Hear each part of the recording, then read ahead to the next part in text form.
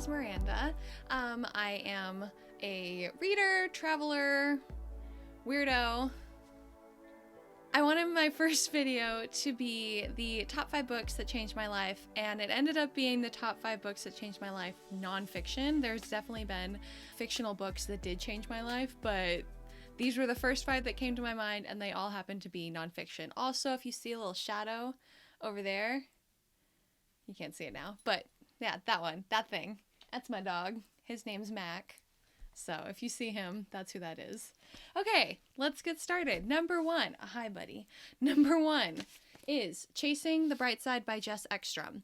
And this, they're in no particular order, but this does happen to be the first book that got the ball rolling for me, really, on this journey that I have, and what really helped me transition from teenagerhood to adulthood. That's kind of what these 5 books have been able to do for me as far as maturing and really just changing my outlook on life and becoming a healthier person mentally. Anyways, this book, Chasing the Bright Side, it tells the story of Jess starting her business, Headbands for Hope, and it's just intermingled with how she chases the bright side, and it was very much beneficial for me in the sense that I was a pessimist and just really viewed the world as if it was out to get me. Everything was evil. My life sucks. All of that good stuff. And this book really just opened my eyes to the fact that, like, even if life is hard and life sucks sometimes, which it is and it does, your mindset can change so much. If you just focus on what is going right instead of what's going wrong,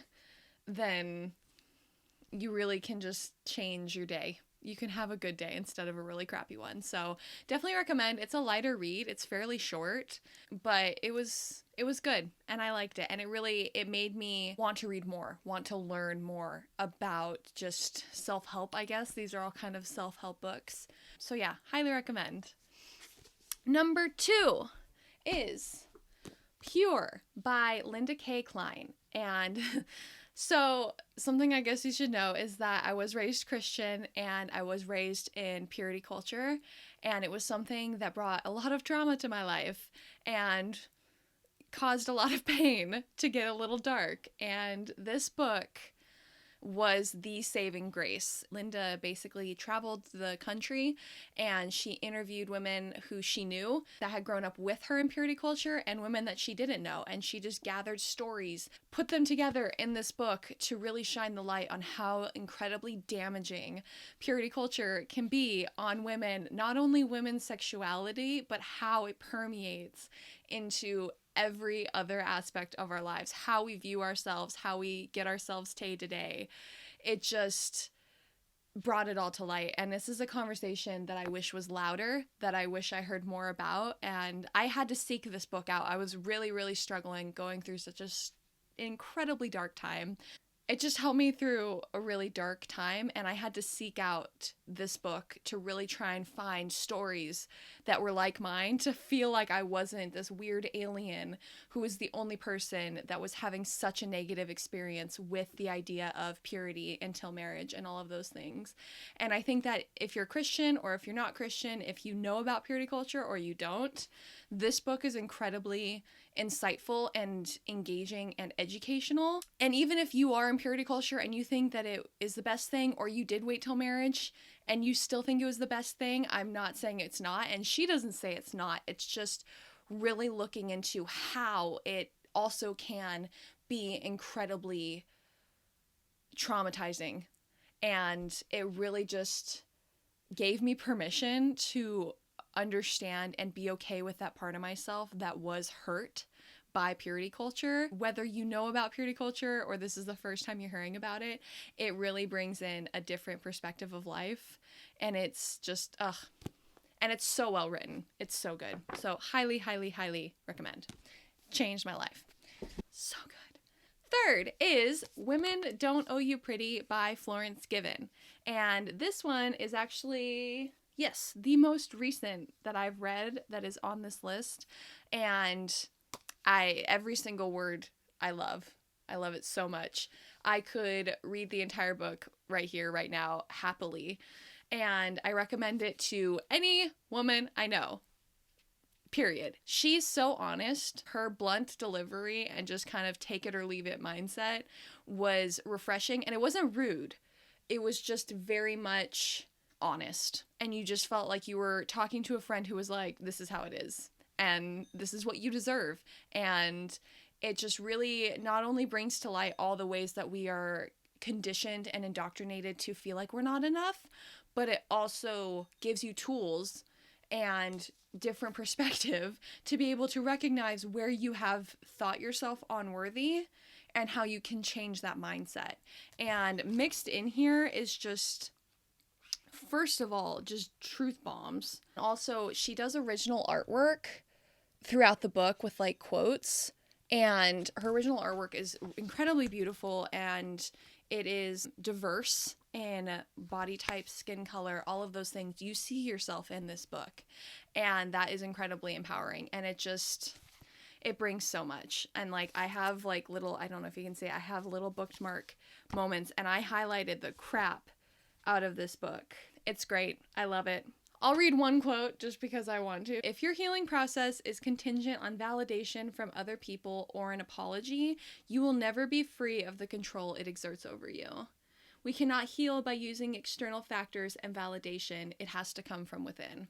And it's just, she touches on so much, from childhood trauma to teenager to dating today. There's experiences in here for non-binary, queer, like there's so much in here, and it's so inclusive, and it just touches on everything. And I love it, and I recommend it. Even if you're not a woman, read it. It's so good. So, Women Don't Owe You Pretty.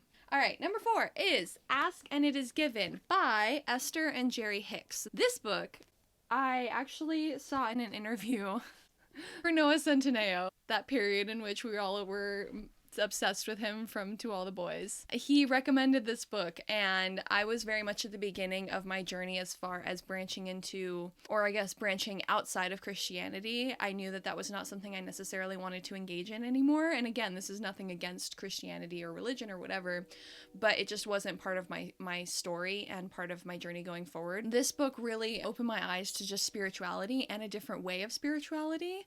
And it was just incredibly insightful and educational for me, and really opened the door to a plethora of different points of view. This is just like the tip of the iceberg, and it was just very educational. And again, I mean, I've bookmarked so much. And the number one thing that is most beneficial to me is the emotional guidance system. And it's basically this thing, whatever you believe in, source, God, Gaia, Buddha, like whatever your higher power is, if you believe in a higher power, it's this idea that you can tell how well connected you are to them based on your emotions. And it has this like ranking system where like number 1 is joy, knowledge, empowerment, freedom, love, appreciation, and number 22, which is the last one, is fear, grief, depression, despair, powerlessness. Like everything in between is just the emotions in between.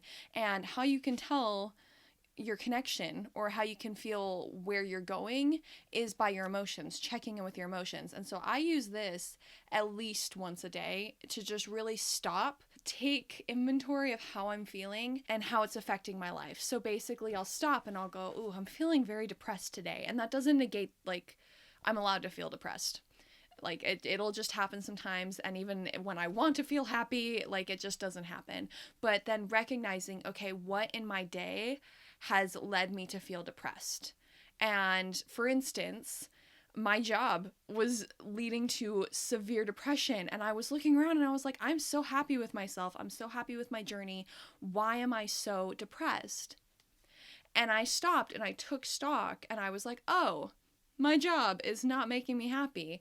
And that really led to the awareness that led to me being able to take the steps needed to remove myself from that situation. So it's just little things like that that lead to like the big changes. That tool alone just kind of taught me to be more aware and to check in with myself, be aware of how I'm feeling, and that matters. And that really is a good guidepost for how you can change your life. I'm gonna say highly recommend for all of these, obviously. Last but certainly not least is Untamed by Glennon Doyle. I am sure that this is on so many people's list. If you haven't read it already, read it. I read this a couple years ago. I actually saw it, I don't know when it came out, but I saw it on like the bookshelf whenever I go to Target, and I picked it up countless times. I don't remember how many times, and I would read the back, and I remember the first couple times I was like, don't need that. And then like the next couple times I was intrigued, but for some reason I put it back. And then finally I was like, I want to read this. And I think that was just part of my journey. I don't think I was ready to read and accept all that was in here, and implement it. But I reached that point, and here we are. And this book, I know Adele just did like a big cry for everyone to read this book. Like Women Don't Owe You Pretty, I recommend this to every woman I know.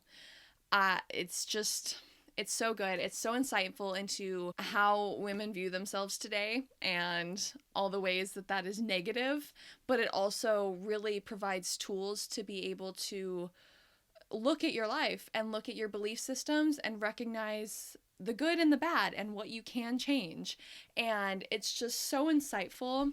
And it is very much, it wakes you up, and it very much is just like, oh my God, I've been doing all these things without really thinking about it. And I now am thinking about it, realizing that that's why I've been so miserable. And it's just, the first chapter alone, the prologue, Cheetah, I think about it almost on the daily, and it's just been an incredible life changer. And like this book, I have bookmarked more than any other book, and I've read it and reread it. Let's see if I can find a passage.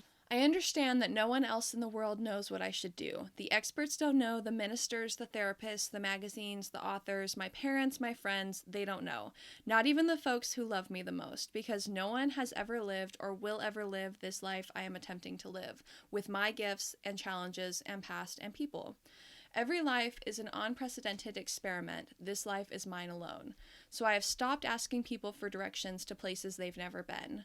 As someone who very much was constantly like, do you guys think this is the right decision? Do you think this is what I should do?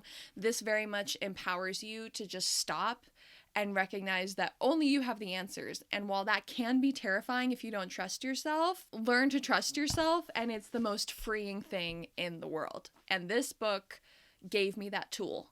Please read it.